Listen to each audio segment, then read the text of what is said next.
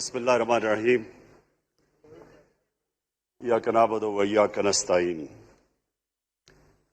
मैं सबसे पहले अपनी एलाइड पार्टीज, अपने इत्तेहादियों का दिल से शुक्रिया अदा करता हूं कि अभी भी और हर मुश्किल वक्त में जिस तरह आप मेरे साथ खड़े रहे हैं, आपका बहुत बहुत शुक्रिया।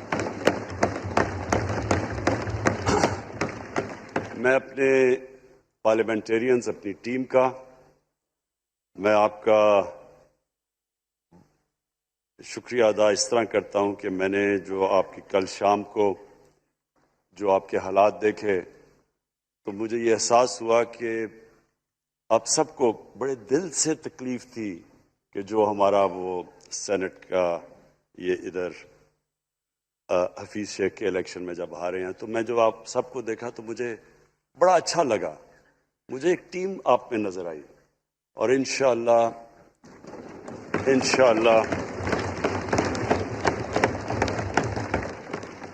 ये हमारी टीम मजबूत होती जाएगी, क्योंकि देखें, अल्लाह कहता है कि मैं तुम्हारे ईमान को बार बार आजमाऊंगा। अल्लाह कुरान शरीफ में हमें कहता है। वो क्यों कहता है? वो आपके ईमान को आजमाता है मजबूत करने के लिए। जब आप एक मुश्किल वक्त से निकलते हैं, आप और मजबूत हो जाते हैं। अल्लाह ने एक इंसान को एक ऐसा चीज, एक ऐसा उसका जो सबसे बड़ी जो उसकी मखलूक है, अशरफुल मखलूकात, उसको जो अल्लाह ने बनाया है, उसके अंदर उसने एक कंडीशन लगा दी है कि अगर आपने बड़ा इंसान बनना है तो मुश्किल वक्त का सामना करो, रेजिस्टेंस के साथ जाओ। जिस्म हमारा ये है, जिस्म को हम भारी वेट उठाते हैं, जिस्म तकड़ा हो जाता है। ज़हन को जितना हम आजमाएंगे और आजमाइशों में डालेंगे, सबसे बड़ा जो पावर हाउस है वो हमारा ज़हन है, वो और तकड़ा हो जाता है, इंसान तकड़ा हो जाता है। पार्टी भी तब तकड़ी होती है जब वो मुश्किल वक्त से निकलती है। आपने किसी को तबाह करना है तो उसको आराम की जिंदगी दे दो, वो तबाह हो जाता है, डिके कर जाता है इंसान। तो मैं अपनी पार्टी को आज खराज तहसीन पेश करता हूं कि आप इस मुश्किल वक्त से निकले।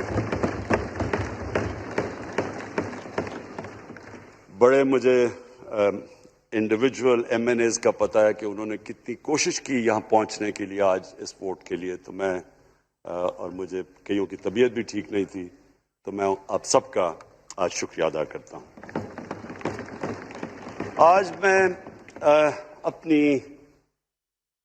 अपनी पार्लियामेंट्री पार्टी के साथ भी, और जो मेरी आवाम आज ये देख रही है, मैं उसके सामने जो बात रखना चाहता हूं वो ये कि देखें, हमें ये कभी भूलना नहीं चाहिए कि ये पाकिस्तान क्यों बना था। वो एक अंग्रेजी का एक फ्रेज है कि नेशंस विदाउट विजन डाई। कौम का जब अपना मकसद अपने नजरिए से पीछे हटती है, मर जाती है कौम। कौम में किसी मकसद के लिए बनती है। हम अपने को जब तक वो पता नहीं, हम अपने बच्चों को नहीं बताएंगे, खुद हम जो आज लीडरशिप है, मेरा गलती से हाथ इधर चला गया, इधर की लीडरशिप मैं कह रहा हूं, जो हमारी लीडर है उसको पता होना चाहिए कि ये बहुत बड़ा अजीम ख्वाब था पाकिस्तान का। इलामा इकबाल को नहीं पता था कि अगर पाकिस्तान बनेगा तो आज जिस तरह हमारे 20 करोड़ मुसलमान हिंदुस्तान में रह जाएंगे, तो वो तो सारे पाकिस्तान में नहीं आ सकते थे। तो इलामा इकबाल का क्या वजह थी पाकिस्तान बना ख्वाब देखने की? उनकी वजह यह थी कि हमने एक दुनिया को मिसाल देनी थी, कि असल में एक मॉडल बनाना था कि असल में एक इस्लामी रियासत क्या होती है। और वो बेस किसके ऊपर कर रहे थे? पाकिस्तान की इस्लामी फलाई रियासत, जो हमारी ऑब्जेक्टिव रेजोल्यूशन में है, नबी सल्लल्लाहु अलैहि वसल्लम की मदीना की रियासत, जो उनकी सुन्नत थी, जो दुनिया की तारीख की पहली फलाई रियासत बनी थी, جس میں بہت بڑے بڑے ماڈرن جو آج کے پرنسپلز، وہ پرنسپلز طے کیے گئے تھے. وہ ریاست بنی تھی، اور وہ ریاست ایک ماڈل ایسا تھا کہ اس کے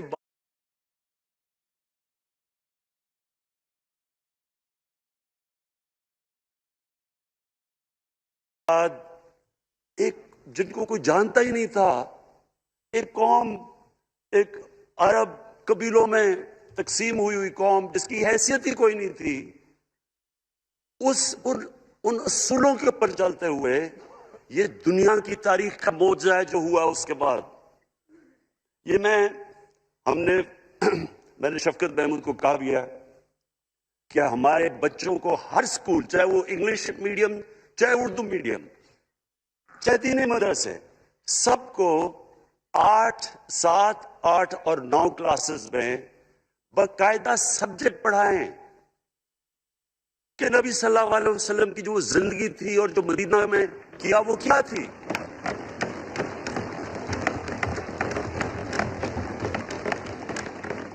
تاکہ ان کو پتہ چلے کہ اس ملک کا مقصد کیا تھا. بڑے لوگ جو پاکستان نہیں چاہتے تھے وہ کیا کہتے تھے؟ وہ کہتے تھے کہ پاکستان تو بن گیا تو آپ نے جو مسلمان ہندوستان میں رہ گئے ان کو آپ نے سیکنڈ کلاس سٹیزن بنا کے چھوڑ دیا ہے. آج بیچارے مسلمانوں سے کیا ہو رہا ہے وہاں؟ تو وہ لوگ کہتے ہیں کہ اگر پاکستان نہ بنتا تو مسلمانوں کی زیادہ طاقت ہونی تھی. ایک ہندوستان میں اس طرح مسلمانوں کا برا حال نہیں ہونا تھا جو آج ہے. یہ تو نہیں تھا کہ وہاں ٹاٹا برلا تھے جو اربوں پتی اور یہاں یہ شریف اور زرداری اربوں پتی بن جائیں. اس لیے تو نہیں پاکستان بنا تھا. یہ بڑی ہمیں ری الائن کرنا چاہیے اپنے نظریے کی طرف. ہمیں اپنا رخ چینج کرنا چاہیے واپس کہ یہ بڑا عظیم خواب تھا پاکستان کا. اور وہ جو تاریخ تھی، وہ جو اصول انہوں نے سیٹ اپ کیے، جن لوگوں کی حیثیت ہی نہیں تھی، یہ تاریخ کا حصہ ہے کہ اس کے بعد انہوں نے دیکھتے دیکھتے 15، 20، 30 سالوں کے اندر دنیا کی امامت کی. صرف امامت ہی نہیں کی، وہ تو منگولیوں نے بھی دنیا بڑی جلدی سے فتح کر لی تھی. چنگیز خان نے بھی بڑی جلدی اس کی فوجوں نے فتح کر لی تھی. 100 سال کے بعد وہ ختم ہو گئے تھے. انہوں نے ایک دنیا کی عظیم سویلائزیشن، جو ٹاپ سائنٹسٹ تھے، سارے دنیا کے ٹاپ سائنسدان، ایک عظیم کلچر. اور سب سے بڑی بات جو میں یہ کہنا چاہتا ہوں، انہوں نے اخلاقیات، ایک مورل سٹینڈرڈ سیٹ کی دنیا میں. جب مسلمان گئے انڈونیشیا اور ملیشیا، وہاں تو کوئی مسلمان کی فوج نہیں گئی، وہاں تو کوئی تلواروں سے نہیں فتح کیا. مسلمان تاجروں کا وہاں کردار دیکھ کے لوگ حیران ہو گئے کہ یہ کون لوگ آئے ہیں جو بالکل ان کی morality ایسی، نہ وہ کوئی دغا بازی کرتے تھے، نہ وہ کوئی دھوکہ دیتے تھے، اپنی زبان پہ کھڑے ہو جاتے تھے. لوگ ان سے امپریس ہو گئے کہ کون سی قوم ہے. دیکھیں، اسلام ہم غلط فہمی میں ہیں، یہ سمجھتا ہے کہ تلوار سے اسلام پھیلا تھا. اسلام پھیلا تھا کہ وہ ایک انسان کے کیریکٹر کو ریفارم کرنے آیا تھا. ہم جب اللہ سے مانگتے ہیں، ہم نماز میں ایک ہی چیز مانگتے ہیں کہ اللہ ان کے راستے پہ لگا جن کو تو نے نعمتیں بخشی، ان کے نہیں جو غلط تباہی کے راستے پہ چلے گئے. صرف نماز میں ہم یہ چیز مانگتے ہیں، ہر روز ہم پڑھ کے یہ مانگتے ہیں. یہ 2 راستے ہیں، ایک ہے تباہی کا راستہ، ایک ہے عظمت کا راستہ. نعمتیں کس کو بخشیں؟ اللہ کے پیغمبروں کو.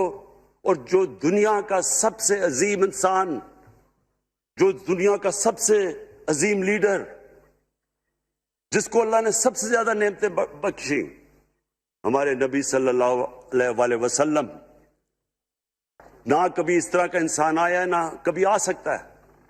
تو ہمیں راستہ بتایا کہ ایک ان کا راستہ ہے اور ایک دوسرا راستہ ہے، تباہی کا راستہ ہے. اور وہ جو ان کے راستے پہ چلتا گیا وہ ایک عظیم انسان بنتا گیا.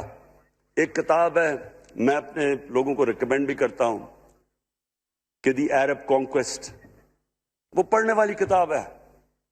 اس میں بتاتے ہیں کہ جب مسلمان ایک دم دیکھتے دیکھتے دنیا میں پھیل گئے تو کوئی ایک آدمی نہیں تھا. ایک تو بڑے عظیم سپہ سالار تھا خالد بن ولید، لیکن وہ جو بھی بنتا تھا وہ جنرل عظیم بن جاتا تھا. وہ اس کتاب کے اندر لکھی انگریز نے ہے، وہ کہتے ہیں اس کی کوئی ایکسپلینیشن نہیں ہے کہ یہ کیسے ساری دنیا پہ چھا گئے. نہ ان کے پاس کوئی لیٹسٹ ویپنز تھے، ایک طرف رومنز تھے، دوسری طرف پرشینز تھے، وہ تو سپر پاورز تھے، ہتھیار تو ان کے پاس تھے.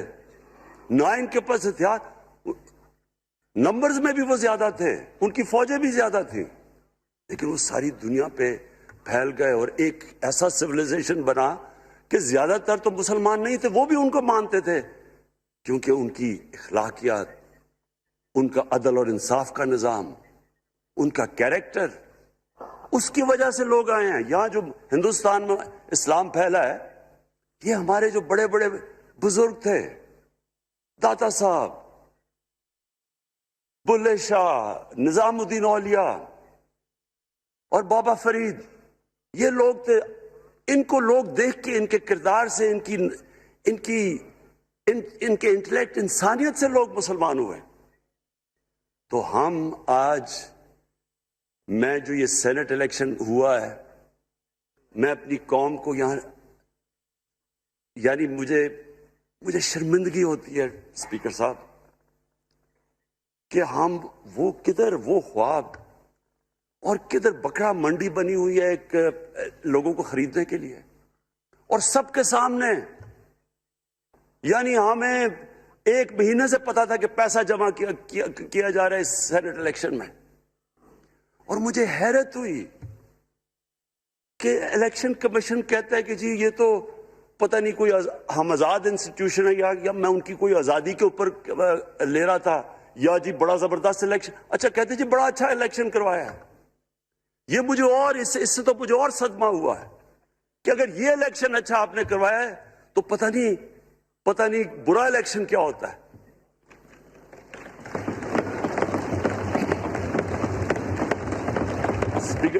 اسپیکر صاحب یہ دیکھیں، مجھے یہ افسوس یہ ہوتا ہے کہ ہم ایک چیز سمجھتے نہیں ہیں. ہم کہتے ہیں نا جی ہمارے معاشی حالات بہت برے ہیں. دیکھیں جی ہماری ڈیفیسٹ تھے، یہ ہمارے کرنٹ اکاؤنٹ، یہ جو بھی ہم کہتے ہیں، قرضے چڑھے ہوئے ہیں. یہ جو قرضے چڑھے ہوئے ہیں یہ ایک بیماری کے سمٹمز ہیں. بیماری کچھ اور ہے. اخلاقی طور پہ ہماری قوم کو تباہ کیا ہے، پھر معاشی تباہی آتی ہے. آج مجھے ایک ملک کا بتا دیں جس کی اخلاقیات اوپر ہو، جن کے مورل سٹینڈرڈز اوپر ہوں اور وہ غریب ہو. ایک ملک مجھے بتا دیں، اور کوئی ملک مجھے بتا دیں جتنا مرضی پیسہ ہو، وسائل ہو، سب کچھ ہو، لیکن وہاں کی بھی جو لیڈرشپ کرپٹ ہو، وہ مجھے بتا دیں کہ اس میں خوشحالی ہو. دیکھیں یہ ساتھ ساتھ جاتا ہے. اس وقت کیا ہوا تھا مدینہ کی ریاست میں؟ کیا انہیں کوئی سونا تیل مل گیا تھا؟ کیا ہوا تھا کہ ان کے پاس کوئی پیسے آ گئے تھے؟ کیسے وہ اوپر اٹھ گئے تھے؟ کوئی انہوں نے قرضے لیے تھے؟ کس طرح اٹھے تھے اوپر؟ دنیا کے عظیم لیڈر نے ان کی اخلاقیات اٹھا دی تھی. صادق اور امین،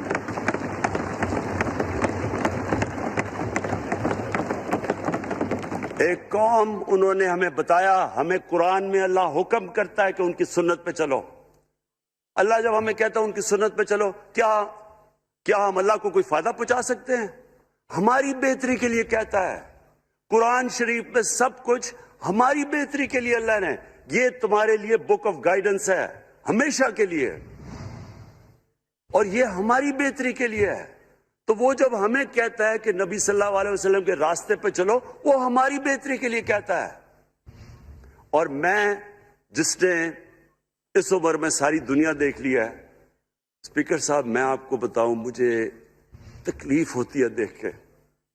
جب میں یہ مغربی ملکوں میں جاتا ہوں، اسکینڈینیویا میں، سوئٹزرلینڈ میں، آپ وہاں کے اخلاقی سٹینڈرڈز دیکھیں، ان کی مورل سٹینڈنگز دیکھیں، شرم آئے گی آپ کو کہ جو ہمارے ملک میں ہو رہا ہے. اور یہ جو سینٹ کا الیکشن ہوا ہے، آپ کو افسوس ہوگا کہ ہم وہ کس کی امت ہیں. ہم کس کی امت ہیں؟ کس کے نام پہ پاکستان کا مطلب کیا؟ لا الہ الا اللہ، اس پہ یہ ہمارا ملک بنا تھا۔ اور آج دیکھیں، ایک کرپٹ آدمی، دنیا میں ثابت کیا ہوا کرپٹ آدمی آصف زرداری، دنیا میں اس کے اوپر لکھا ہوا کہ مسٹر 10%، مضمون لکھے ہوئے ہیں، فلمیں بنی ہوئی ہیں اس کے اوپر، اور اس ملک میں لوگ کہیں جی ایک زرداری سب پہ بھاری، کیا کہ وہ رشوت دیتا ہے اس لیے سب پہ بھاری ہو گیا؟ کیا یہ ہے ہمارا ملک؟ دوسری طرف دیکھیں، دوسری طرف یہاں بیٹھے ہوئے ہمارا لیڈر نواز شریف، اور نواز شریف ایک ڈاکو، ملک کو 30 سال سے لوٹ کے ملک سے باہر بھاگا ہوا ہے، جھوٹ بول کے باہر بھاگا ہوا ہے۔ سارے ملک کے سامنے ہمیں کیبنٹ میں ہم نے 6 گھنٹے میں بتایا جی اس کو یہ بھی بیماری ہے، اس کو یہ بھی بیماری ہے، اس کو یہ بھی بیماری ہے، وہ شاید وہ جہاز پہ بھی نہ چڑھ سکے، وہ شاید مر جائے گا۔ شیرین کے آنسو آ گئے کیبنٹ میں، اور شیرین کے آنسو آنے آسان کام نہیں ہے اسپیکر صاحب۔ تو ہم نے اس کو وہاں جیسے وہ جہاز پہ چڑھا، جیسے وہاں گیا وہ ایک دم ہی تبدیل، اور آج وہاں جا کے تقریریں کر رہا ہے، وہاں بیٹھ کے اسکیمیں کر رہا ہے، وہاں بیٹھ کے پلاننگ کر کے جی اسے اتنا پیسہ دو، ادھر ادھر پیسہ کھلاؤ۔ ساری ان کی ایک کوشش ہے، جب سے ہم 2.5 سال سے حکومت آئی ہے، یہ سارے بڑے بڑے ڈاکو اکٹھے ہو کے یہ سمجھ رہے ہیں کہ عمران خان کو کرسی کا اتنا شوق ہے کہ اس کے اوپر اتنا پریشر ڈالو کہ یہ جی ہمیں جس طرح جنرل مشرف نے NRO دیا تھا یہ بھی دے دے گا۔ جنرل مشرف، فوج اس کے نیچے، عدلیہ اس کے کنٹرول میں، ساری کیونکہ میں ادھر ممبر پارلیمنٹ تھا اپوزیشن نہ ہونے کے برابر، جو اپوزیشن کے اندر جو مین آدمی تھا فضل الرحمان، وہ اس کے ساتھ ملا ہوا تھا، وہ 2 نمبر ہمیشہ سے تھا، رائٹ۔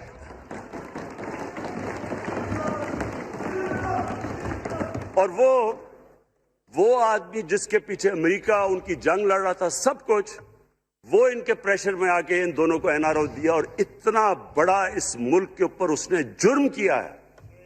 ان دونوں نے آ کے NRO لے کے دونوں ہاتھوں سے ملک لوٹا، اس کے بعد دونوں نے اس ملک کے اوپر 4 گنا زیادہ قرضہ چڑھایا۔ اسپیکر صاحب، 6,000 ارب سے ہمارا قرضہ جو ٹوٹل لائبلٹیز 30,000 ارب پہ پہنچا دی۔ آج ہمارے اوپر کیا مسئلہ ہے؟ ہمیں یہ قرضوں کی قسطیں دیتے ہوئے بیچارے لوگوں کے اوپر بوجھ ڈالنا پڑتا ہے۔ یہ جو مہنگائی ہے اس کے بعد میں بعد میں بات کرتا ہوں، لیکن پہلے یہ بات کمپلیٹ کر لوں کہ دیکھیں اسپیکر صاحب، میں یہ 2.5 سال سے تماشے دیکھ رہا ہوں۔ یہاں پہلے دن پرائم منسٹر بن کے پرائم منسٹر تقریر کرنے جا رہا ہے، کھڑے ہو کے تقریر نہیں کرنے دی۔ کیوں تقریر نہیں کرنے دی؟ کیونکہ ان کو پہلے دن سے ڈر تھا کہ یہ ہمارے جو کرپشن کے کیسز یہ معاف نہیں کرے گا۔ کرپشن کے کیسز ہم نے نہیں بنائے تھے اسپیکر صاحب، یہ سارے ان کے دور کے کیسز بنے ہوئے ہیں ان کے اوپر۔ آپس میں تو ان کا مکا تھا، اپنا نیب کا چیئرمین آپس میں مل کے کیسز ان کے بند کر رہا ہے۔ عدلیہ اس وقت کی عدلیہ وہ ان کے ہاتھ میں تھی، ان کو تو مسئلہ ہی کوئی نہیں تھا۔ وہاں $60 ملین آصف زرداری کا سوئٹزرلینڈ میں پڑا ہوا ہے، وہ جج کہہ رہا ہے کہ واپس لے کے آؤ۔ وہ یوسف رضا گیلانی جو یہاں سے سینیٹر بنا ہے، وہ پاکستان کا $60 ملین پڑا ہوا ہے سوئٹزرلینڈ میں، وہ جج کہہ رہا ہے کہ واپس لے کے آؤ۔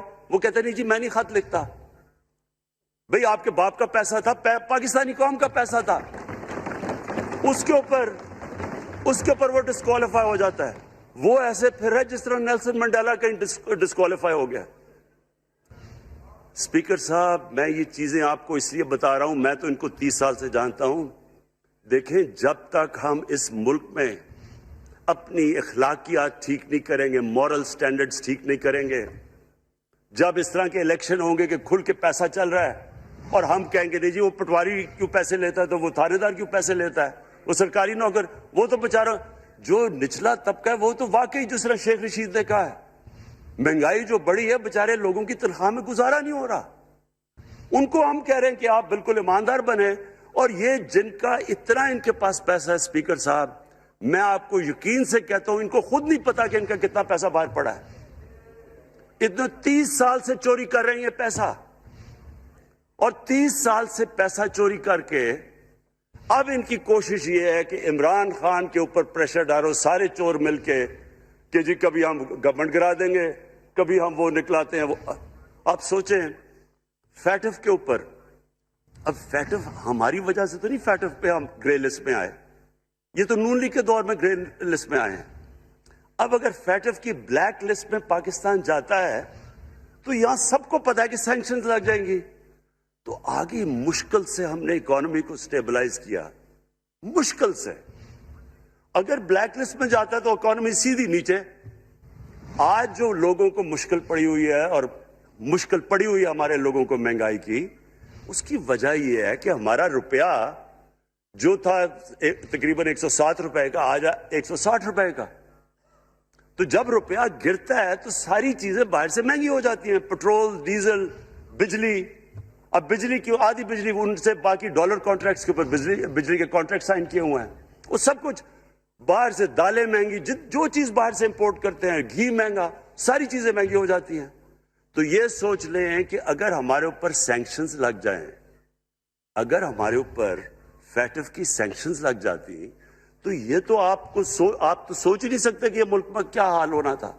تو ہم اپنے ملک کے لیے فیٹف کی ریکوائرمنٹ پہ لیجسلیشن کروا رہے ہیں, اور انہوں نے جناب اتنا بڑا وہ ذرا پکڑا, اتنا بڑا وہ لا دیا جی, اتنا بڑا جی, یہ 34 سکے چینج کر دیں نیب میں. اب نیب کا فیٹف سے کیا تعلق ہے؟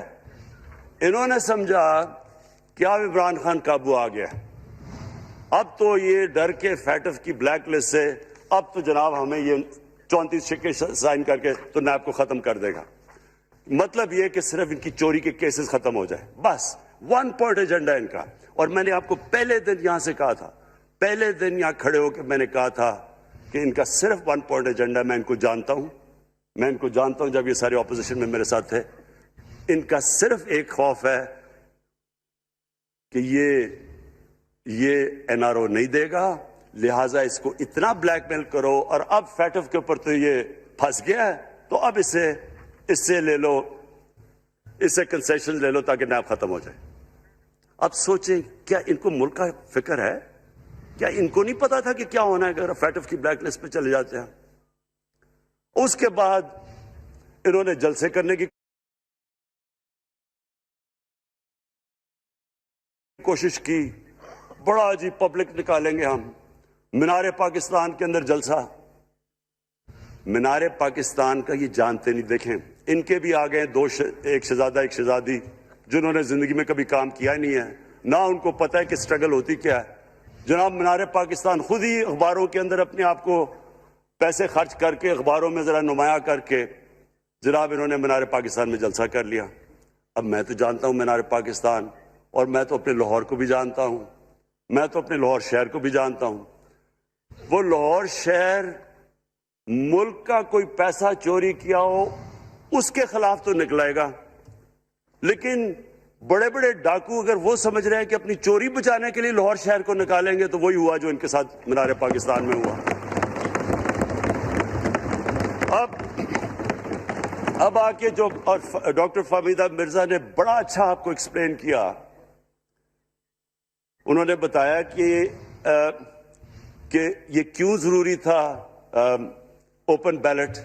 انہوں نے بتایا کہ الیکشن کمیشن کی تو ریکوائرمنٹ ہے کہ آنےسٹ ہو, فری اور فیئر الیکشن ہو. تو انہوں نے 2008 میں چارٹر آف ڈیموکریسی میں کہا ہوا کہ جی اوپن بیلٹ ہونی چاہیے, دونوں پارٹیز نے. اور اس کے بعد ایک دم وہاں سے دونوں سب ادھر سے بھاگ کے اور کہتے نہیں جی خفیہ بیلٹ ہونی چاہیے. میں نے تب کہہ دیا کہ خفیہ بیلٹ کا ایک مقصد تھا, سارے مل کے کوشش کریں گے کہ حفیظ شیخ کو ہرائیں, اور وہ جو آدمی جیتا ہے پاکستان کا کرپٹ ترین آدمی. میں ایک چیز آپ کو آج کہتا ہوں, یوسف رضا کے آپ صرف ایسٹس دیکھ لیں, پرائم منسٹر بننے سے پہلے تھے اور اس کے بعد کیا ایسٹس ہیں. بھائی ایک چیز دیکھ لیں, کوئی آپ کو کچھ کرنے کی ضرورت نہیں ہے, آپ کو پتا چلے گا انہوں نے اس نے کیا کیا اپنے زمانے میں. تو اس کو لا کے یہاں بٹھا کے تو جناب انہوں نے سارا پیسہ لگا کے، اور ہمیں سب پتا تھا کیا ہو رہا ہے، اور اس کو جا کے جناب انہوں نے ہروا دیا حفیظ شیخ کو۔ اب کیا پیغام گیا سارے ملک میں؟ اس کا میں نے کیوں یہ آج ووٹ آف کانفیڈنس لی ہے، اس کا کیا پیغام گیا دنیا میں؟ سارے لوگوں کے سامنے اوپن ہارس ٹریڈنگ، لوگوں کو راتوں کو کال کر رہے ہیں، یا میں تو خاص داد دینا چاہتا ہوں، میرے ممبرز بیٹھے ہیں، خواتین بیٹھی ہیں جن کو کالیں گئی ہیں رات کہ جی 2 کروڑ سے ریٹ شروع ہوگا، ہم اب آپ کو آگے پیسے دیں گے۔ ان کو ساروں کو پیسے آفر کر رہے ہیں۔ اور پھر اگر میں صرف الیکشن کمیشن کو ایک چیز کہنا چاہتا ہوں، آپ مہربانی کریں، پاکستان کی ایجنسیز سے صرف ایک سیکرٹ بریفنگ لیں، آپ ان کو اندازہ ہوگا کتنا پیسہ چلا اس الیکشن کے اندر، پتہ چلوائیں کیا ہوا اس الیکشن میں، تاکہ آپ اس طرح کی سٹیٹمنٹ نہ دیں کہ جی ہماری کوئی آزادی ختم کر رہی ہے۔ میں آپ کی آزادی ختم کر رہا ہوں یہ کہہ کے آپ کہ یہ جو الیکشن میں ہوا ہے۔ اسپیکر صاحب، میں آج اس اوکیزن کے اوپر، کیونکہ مجھے اس پہ کافی، میں 2.5 سال یہ بڑی چیزیں برداشت کرتا رہا ہوں، اور میں اس لیے صبر سے کرتا رہا ہوں کیونکہ ملک اتنا ہمارا مشکل میں ہے۔ جو ہمیں ٹائم ملا جب میری گورنمنٹ آئی، میں آپ کو یقین سے کہتا ہوں کہ ساری زندگی میری تو سٹرگل میں گزری۔ جو بھی آپ انسان نے کسی چیز میں کمپیٹ کرتا ہے، اگر آپ نے ملک میں اپنے سب سے ٹاپ 11 کھلاڑیوں میں پہنچنا ہے تو ایک بہت سارے ملک میں مقابلہ کر کے آپ وہاں پہنچتے ہیں، اس میں ایک بڑی سٹرگل ہوتی ہے، اونچ نیچ ہوتی ہے بڑی۔ اور پھر اگر آپ کو دنیا کے لیول پہ آپ کو اپنا، اگر آپ نے آپ کو منوانا ہے، اس کی اور ایک سٹرگل ہوتی ہے۔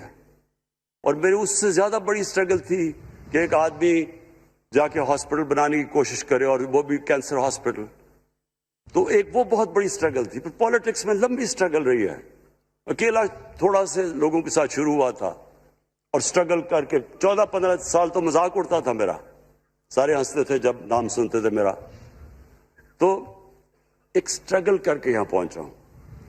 جو یہ 2.5 سال میں اسپیکر صاحب میں نے سٹرگل کی ہے، یہ میری زندگی کی سب سے مشکل سٹرگل تھی۔ اور کیوں مشکل تھی؟ کیونکہ جو یہ 10 سال میں اس کو ڈیکیڈ آف ڈارکنس کہتا ہوں، ایک ایک انہوں نے ادارہ تباہ کیا۔ صرف 10 سال پہلے اداروں کے حال دیکھ لیں، کوئی ادارہ اٹھا لیں، پی آئی لے لیں، ریلوے لیں، سٹیل مل 8 ارب روپے کا پروفٹ لے کے بیٹھی ہوئی تھی۔ 8 ارب روپیہ سٹیل مل میں پروفٹ تھا جب تک کہ زرداری نے ہاتھ نہیں مارا اس کو۔ اپنا وہ ریاض لال جی فرنٹ مین رکھ کے ہمارے سامنے، میرے پاس آئے لوگ چیمبر والے، انہوں نے کہا جی یہ سٹیل مل سستی بلٹس اس کو بھیجا، اس کے تھرو پیسے دے رہا ہے، وہ سٹیل مل آج بند پڑی ہے۔ ایک ایک ادارہ انہوں نے تباہ کیا، بھرتیاں کی لوگوں کی، وہ ادارے اتنے بڑے بڑے ہو گئے ہیں کہ وہاں پینشنز ہی اتنی آ گئی ہے کہ کچھ بچتا ہی نہیں ہے سیلریز اور پینشن کے بعد کے ادارے کو ٹھیک کر سکے۔ ایک ایک ادارہ تباہ کیا۔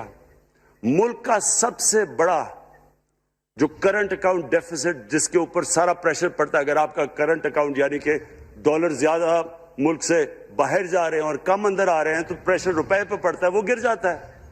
تو وہ میں آپ کو بتا، جب روپیہ گرتا ہے تو غربت پھیل جاتی ہے ملک میں۔ تو سب سے بڑا current account deficit, fiscal deficits جو کہ آپ کی آمدنی اور خرچے، وہ بڑا ڈیفیسٹ، سارے ادارے خسارے میں۔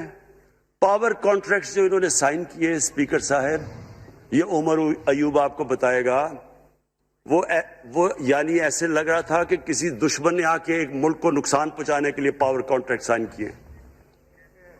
ان کے اندر وہی پاور پروجیکٹس آپ کہیں اور دیکھ لیں، کسی اور ملک میں، بلکہ اپنے ملک میں دیکھ لیں، اور وہ دیکھیں کہ انہوں نے کس پیسے بنائے، وہ کس پیسے پہ۔ گیس کا کانٹریکٹ سائن کیا ہم نے آ کے اسی ملک سے 30% کم پیسے پہ گیس کا کانٹریکٹ سائن کیا، ان کا ہی کانٹریکٹ چینج کیا۔ ساری گورنمنٹ جب اوپر سے پرائم منسٹر لگا ہوا پیسے بنانے، پرائم منسٹر ایک نوکری کر رہا ہے کس کے لیے؟ ایک دبئی کی کمپنی کے لیے۔ کبھی دنیا میں سنا ہے اس طرح؟ کبھی یہ مذاق سنا ہے جی کہ ملک کا پرائم منسٹر کسی دنیا کو دبئی کی کمپنی کے اندر نوکری کر رہا ہے؟ ادھر سے یہاں ڈیفنس منسٹر، ان کا فورن منسٹر، وہ دبئی کی کمپنی سے نوکری کر رہا ہے۔ اور وہ ایک انٹیریئر منسٹر، وہ کوئی سنا ہے سنتری بنا ہوا تھا کسی سعودی عربیہ کی کمپنی میں، مجھے نہیں پتا. کبھی یہ سنا ہے یہ ملک سے کسی ملک سے ایسا مذاق ہوا ہے؟ یہ سارے طریقے تھے اس ملک سے پیسہ منی لانڈر کر کے باہر لے جانا.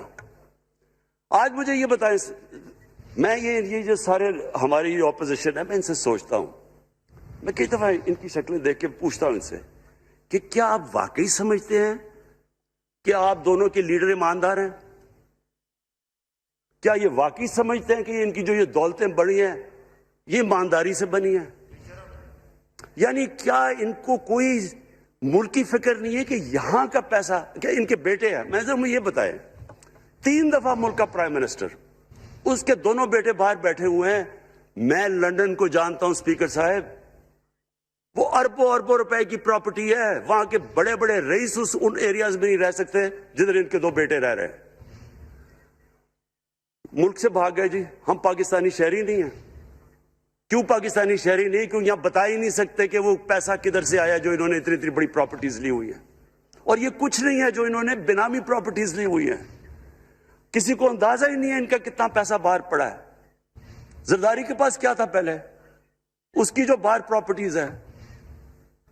تو کیا ان لوگوں کو نہیں پتا کہ اس ملک کا پیسہ چوری کر کے یہ باہر لے کے جا رہے ہیں اور یہ پھر بھی ان کی سپورٹ کر رہے ہیں؟ اور یہ جو سینٹ کا الیکشن، کیا انہیں نہیں پتا کہ بڑا جی عقل مند پولیٹیشن ہے زرداری، لوگوں کو رشوت دے کے ان کو خرید رہا ہے. ساری قوم کے سامنے یہ ہو رہا ہے. میں یہ صرف آخر میں یہ کہنا چاہتا ہوں اس ایشو کو ختم کرتے ہوئے کہ دیکھیں اسپیکر صاحب، کوئی ملک آگے نہیں بڑھ سکتا ایسے. میں اکیلا عمران خان کو کرپشن کر کے کرپشن نہیں ٹھیک کر سکتا. میں عدلیہ کو کیا، کیسز تو عدلیہ میں ہے یا نیب کے اندر ہے، میرا تو ان کے اوپر کوئی کنٹرول نہیں ہے. میں آج پاکستان کی عدلیہ کو اور نیب کو، جو آپ کو میری گورنمنٹ سے مدد چاہیے کنوکشنز کرنے کے لیے، ساری چیزیں ایک طرف، یہ اس ملک کا سب سے بڑا مسئلہ ہے. جب تک آپ لوگوں کو سزا ہی نہیں دیں گے،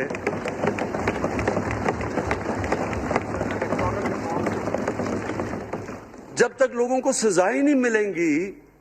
دیکھیں جی، کسی معاشرے میں جب سزا اور جزا ہی نہیں ہے، صرف غریب آدمی جیل میں جائے، طاقتور جلسے کرنے شروع ہو جائے کہ جی مجھے این آر او دو، وہ نیب کے عدالت سے نکلتے ہیں، پھول پھینک رہے ہیں ان کے اوپر.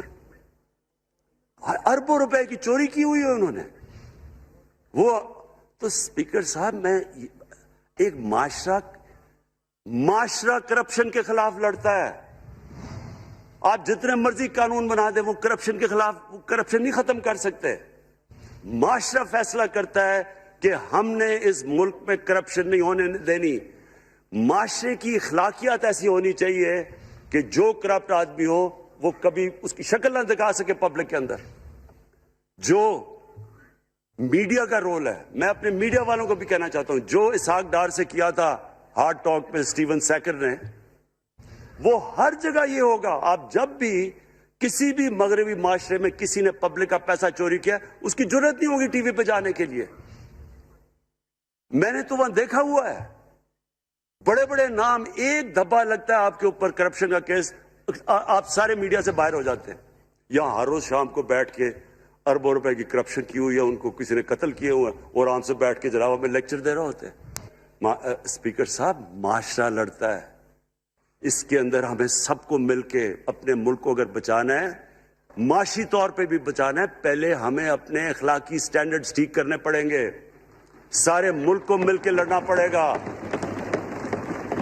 اگر ہم نے اپنے بچوں کے مستقبل کو بچانا ہے، اپنی آنے والی جنریشنز کو بچانا ہے، اس ملک کو ایک عظیم ملک بنانا ہے، تو وہ شروع ہوگا جب ہم مدینہ کے ریاست کے سب سے بڑے اصول عدل اور انصاف، کیونکہ انصاف اور عدل جب ایک معاشرے میں آ جاتا ہے، جب ایک معاشرہ کھڑا ہو جاتا ہے میریٹوکریسی کے اوپر، جب ایک معاشرے میں صرف ایک جو کرپٹ ہے، جتنا مرضی طاقتور ہو وہ جیل میں جاتا ہے اور عام آدمی اوپر آ سکتے ہیں، وہ معاشرہ تب آگے بڑھتا ہے. تو میں صرف اس کے اوپر یہ کہنا چاہتا ہوں کہ مجھے ساری قوم کی اس میں مدد کی ضرورت ہے. میں اپنی ساری زندگی کوشش کر چکا ہوں اور کرتا رہوں گا. میں تو اپنی پارٹی کو یہ بھی کہا تھا کہ اگر میری پارٹی ساری بھی چھوڑ دے میں اکیلا بھی ان کے خلاف لڑتا رہوں گا. میں تو کبھی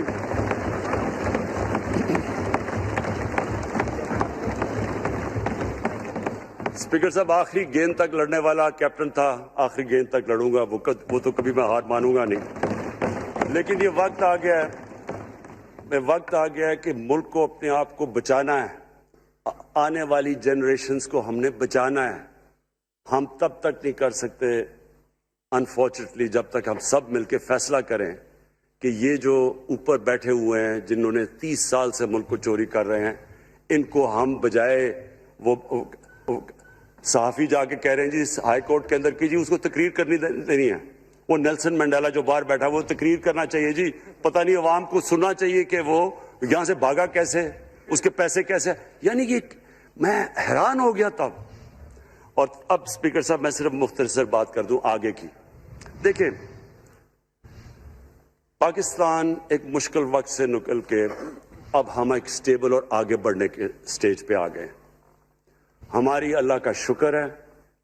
جو سب سے مشکل چیز ہوتی ہے کرنٹ اکاؤنٹ, بڑی دیر 17 سال کے بعد 5 مہینے پاکستان کا جو کرنٹ اکاؤنٹ ہے وہ سرپلس پہ چلا گیا. یعنی ہمارے جتنے ملک میں ڈالرز آ رہے ہیں اور جتنے باہر جا رہے ہیں, اللہ کا کرم ہے زیادہ ڈالرز آ رہے ہیں. ہمارا روپیہ خود ہی, ہم پیسے نہیں لگا رہے اس کو, خود روپیہ اسٹرینتھ گین کر رہا ہے. یہ بڑا امپورٹنٹ ٹائم ہے کہ اس وقت, اور یہ اس کے باوجود کہ اس ملک میں کرونا ہوا, ساری دنیا کی اکانومیز کرونا میں بری طرح متاثر ہوئی, اس کے باوجود اوپر والے کے کرم خاص طور پہ. اور میں کہوں گا کہ ہماری جو ٹیم تھی, ہمارا جو جس طرح ہم نے مانیٹر کیا اور جس طرح ہم نے ڈیٹا بیس گیدر کیا اور ہم نے ہر ایک چیز فالو کر کے ہم نے جیسے اپنے لوگوں کو بچایا. میں خاص طور پہ اپنی ٹیم یاسد عمر اور ہماری جو ٹیم تھی اپنی ڈاکٹر فیصل مین کو خاص طور پہ خراج تحسین پیش کرتا ہوں. تو اس مشکل وقت سے بھی آپ دنیا میں دیکھیں اور جس طرح پاکستان نکلا ہے. اب دیکھیں آگے ہمارا چیلنج کیا ہے. ہمارا چیلنج یہ ہے کہ ہم اپنی جو ایکسپورٹس ہیں ان کو بڑھائیں, کیونکہ صرف گروتھ ایک ہی طرح ہوتی ہے ایکسپورٹ لیڈ. اللہ کا شکر ہے کہ بیرون ملک پاکستانیوں نے ریکارڈ پیسہ پاکستان بھیجا ہے جو کہ ہمارے ملک میں آیا ہے ریمیٹنسز کے. اب ہم نے انویسٹمنٹ کے اوپر لگے ہوئے ہیں. اس وقت سب سے زیادہ کمپنیز رجسٹر ہوئی ہیں ایسی سی پی میں. اس کا مطلب کہ نئی انویسٹمنٹ پاکستان میں آنے والی ہے. لوگ تیار ہو گئے انویسٹ کرنے کے لیے. ہمارا صرف مسئلہ اسپیکر صاحب ایک ہے بجلی کا. یہ بڑا مسئلہ ہے. کانٹریکٹ مہنگے سائن کیے ہوئے, جو کانٹریکٹ سائن کیے ہوئے ہیں جس پہ وہ بجلی پروڈیوس ہو رہی ہے, بدقسمتی سے وہ اگر بجلی کی قیمت بڑھاتے ہیں تو لوگ آگے اور مشکلوں میں پڑے ہوئے ہیں. بجلی کی وجہ سے سب چیزیں مہنگی ہو جاتی ہیں. نہیں بڑھاتے تو قرضے, وہ جو گردشی قرضے ہیں وہ بڑھتے جا رہے ہیں. ہمارا ایک یہ چیلنج ہے. اس کے اوپر صرف اپنی قوم کو بتانا چاہتا ہوں کہ باقاعدہ ہم ہر طریقہ سوچ رہے ہیں کہ ہم نے اس میں سے کیسے ہم نے اپنے لوگوں کے اوپر بوجھ کم کرنا ہے. ایک تو میں اپنی ٹیم کو یہ بھی کامیابی دیتا ہوں کہ بڑی دیر اور مشکلوں سے آئی پی پیز کے ساتھ ہم نے نئے کانٹریکٹ سائن کیا جس کے اندر بہت پاکستان کا پیسہ بھی بچے گا اور جو آگے جا کے قرضہ بڑھنا تھا وہ نہیں بڑھے گا. جو میرے اوپر سب سے زیادہ پریشر ہے اس وقت اسپیکر صاحب وہ ہے مہنگائی کا. مہنگائی میں نے آپ کو بتایا بھی دیا کہ مسئلہ ایک جب آپ کی روپیہ گرتا ہے تو جب چیزیں مہنگی ہو جاتی ہیں ایک وہ ہے. لیکن میں اپنی قوم کو صرف ایک چیز کہنا چاہتا ہوں کہ سب سے زیادہ اس وقت میری حکومت ایک ہی چیز پہ لگی ہوئی ہے کہ ہم کس طرح لوگوں کے اوپر مہنگائی کا بوجھ کم کریں. اس کے لیے ہم بڑی بڑی چیزیں آپ کے سامنے لے کے آئیں گے آنے والے دنوں میں, جس میں کوشش یہ ہے کہ ہم اپنے ملک میں جو سارا نچلا طبقہ ہے ان کو سبسڈائز کریں. اپنے احساس پروگرام کے ذریعے ان کو ڈائریکٹلی ہم فنڈ کریں. یہ انشاءاللہ آپ کے ساتھ آئے گا. ابھی میں نے ایکسپیریمنٹ ایک اور شروع کر دیا وہ ایک ہفتے تک ابھی ٹرائل پہ ہے کہ ہم ایک پروگرام لے کے آ رہے ہیں کوئی بھوکا نہ سوئے. ہم نے خاص کچنز بنائے ہیں, ایریاز چوز کیے ہیں جدھر سب سے زیادہ بھوک ہے, تاکہ ہم کم از کم جب تک ہماری ملک اٹھتا ہے اوپر, ہم کم از کم ان تک کھانا پہنچائیں کہ ہمارے ملک میں کوئی بھوکا نہ سوئے. اور یہ پوری میں کیمپین شروع کرنے لگا ہوں. ہیلتھ کارڈ پنجاب کے اندر اور پختونخوا میں, پختونخوا کی گورنمنٹ کو تو میں خاص مبارک دیتا ہوں کہ انہوں نے سارے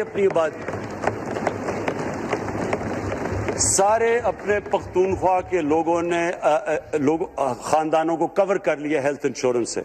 یہ بڑے بڑے امیر ملکوں میں بھی ایسا نہیں ہوتا کہ ہر ایک خاندان کے پاس 10 لاکھ روپے کی انشورنس ہوگی, کسی بھی ہسپتال میں جا کے اپنا علاج کروا سکیں. میں خاص طور پہ محمود خان اور آپ کی کیبنٹ کو مبارک دیتا ہوں. پنجاب کیونکہ بہت بڑا ہے, انہوں نے بھی فیصلہ کر لیا ہے. عثمان بزدار آپ کی اور آپ کی ٹیم کو میں خاص مبارک دیتا ہوں کہ اس سال کے اینڈ تک وہ سارے پنجاب کے اندر ہیلتھ کارڈ پہنچا دیں گے. یہ ایک عام آدمی کے لیے سب سے بڑی, کم از کم جیسے جیسے ہم اپنے ملک کو اٹھا رہے ہیں تو کم از کم ہم لوگوں کی بنیادی ضروریات پوری کریں. اور جو کسان ہیں جی, کسانوں کے لیے ایک بڑا زبردست پروگرام لے کے آ رہے ہیں. اس کے اوپر بھی ہمیں بڑا برین سٹارمنگ کی ہے کہ کیسے ہم کسان کی مدد کر سکتے ہیں.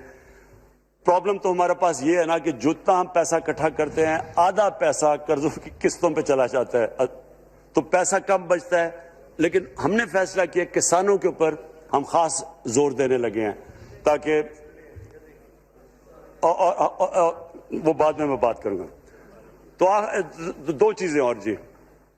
دیکھیں, میں قوم سمجھتی ہے نا کہ اب ہم کیسے یہ جو قرضے ہمارے اوپر چڑھے ہوئے ہیں ان سے کیسے نکلنا ہے. اس سے صرف ایک ہی طریقہ نکلنے کا کہ ہم اپنے ملک میں دولت کے اندر اضافہ کریں, ویلتھ کریشن کریں. اس کے لیے ہم کیا کرنے جا رہے ہیں؟ اس کے لیے ہم نے میگا پروجیکٹس بنائے ہوئے ہیں. ایک ہے راوی سٹی لاہور, دوسرا اس وقت ایک والٹن کے اوپر ایک ہم بزنس سینٹر بنانے لگے ہیں لاہور کا, وہ بہت میگا پروجیکٹ ہے. اور پھر تیسرا جو ہے ایک جزیرہ بنڈل آئلینڈ کراچی سے تھوڑے 1-2 کلومیٹر کے فاصلے پہ. ان سے یہ کیوں کرنے جا رہے ہیں, میں صرف لوگ سمجھیں کہ کیوں. ایک تو یہ ہمارے شہر پھیلتے جا رہے ہیں, جتنا شہر پھیلتا جائے گا نہ آپ ان کو سیوریج دے سکتے ہیں, نہ پانی دے سکتے ہیں, نہ صفائی کر سکتے ہیں. تو جو دنیا کے ماڈرن سٹیز ہیں وہ اوپر جاتے ہیں, یعنی وہ بلڈنگ اوپر جاتی ہے, بجائے اگر آپ پھیلتے جائیں تو مشکل ہو جاتا ہے سب. تو ایک تو ماڈرن سٹیز پہلی دفعہ بنا رہے ہیں پاکستان میں اسلام آباد کے بعد. ایک وہ راوی سٹی, وہ بہت ضروری ہے. اس سے لاہور کا جو پانی نیچے جاتا جا رہا ہے وہ ہم وہاں بیراج بنا کے پانی اس کا بچانے لگے ہیں. اور دوسرا ماحولیات کے لیے وہاں ہم بہت بڑے پیمانے پہ اربن فارسٹ اور درخت اگانے لگے ہیں, کیونکہ وہاں لاہور میں بہت بڑا پرابلم ہے اس کا.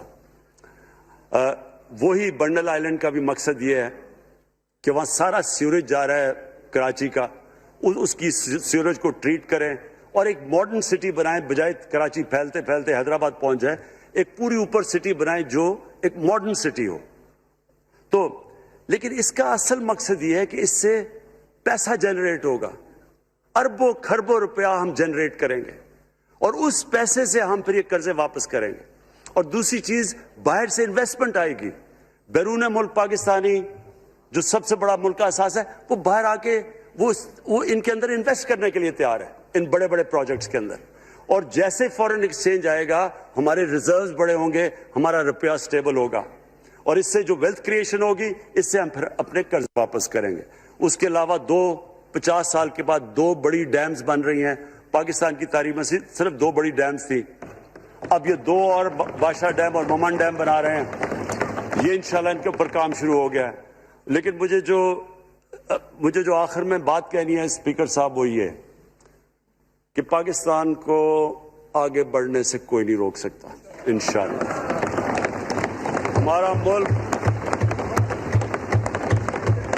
ہمارے ملک میں کیونکہ میں شاید ہی لوگ اتنا اپنے ملک کو انہوں نے اس طرح دیکھا ہے جیسے میں نے سارا ملک پھیرا ہوا ہوں.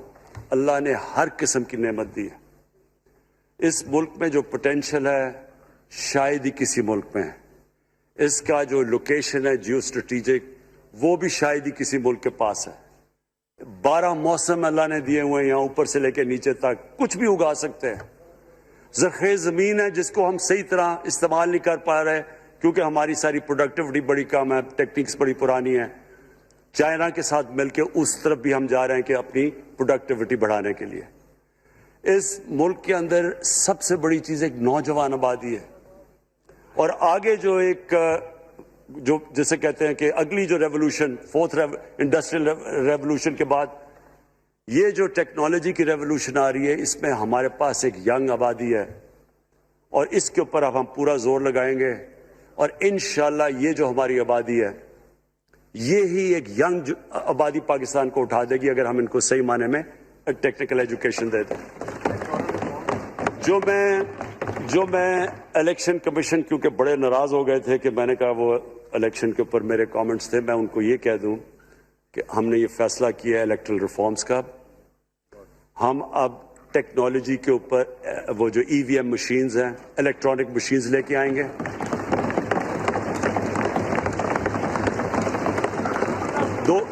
دو چیزیں کر رہے ہیں. اوورسیز پاکستانیز کے لیے آپ پورے لگے ہوئے ہیں کہ اوورسیز پاکستانیز بھی ووٹ ڈال سکیں, اور دوسری چیز الیکٹرانک مشینز لے کے آ رہے ہیں. اور کیونکہ یہ الیکٹرانک مشینز کے بغیر ہمیں الیکشنز نہیں کرنے چاہیے, نہیں تو جو ہارتا ہے وہ کہتا جی داندھی ہو گئی. ہم نے اس طرح کا سسٹم لے کے آ رہے ہیں کہ امریکہ کے اندر جب ڈونلڈ ٹرمپ نے کہا کہ الیکشن میں دھاندلی ہوئی ہے, سارے انہوں نے جب الیکشن کھولا تو ایک بھی وہ نہیں ثابت کر سکے دھاندلی ہوئی کیونکہ الیکٹرانک مشینز تھی, ان کے پاس وہ سسٹم تھا. انشاءاللہ وہ سسٹم لے کے آ رہے ہیں تاکہ ہمیشہ کے لیے آگے سے یہ چیز ختم ہو جائے کہ جو ہارا تھا وہ ہار مانے گا, جو جیتے گا وہ جیت. جس طرح کہ انشاءاللہ ہماری حکومت کرے گی, جس طرح کہ ایز کیپٹن پاکستان دنیا کی کرکٹ کی تاریخ میں پہلی دفعہ نیوٹرل امپائرز میں لے کے آیا.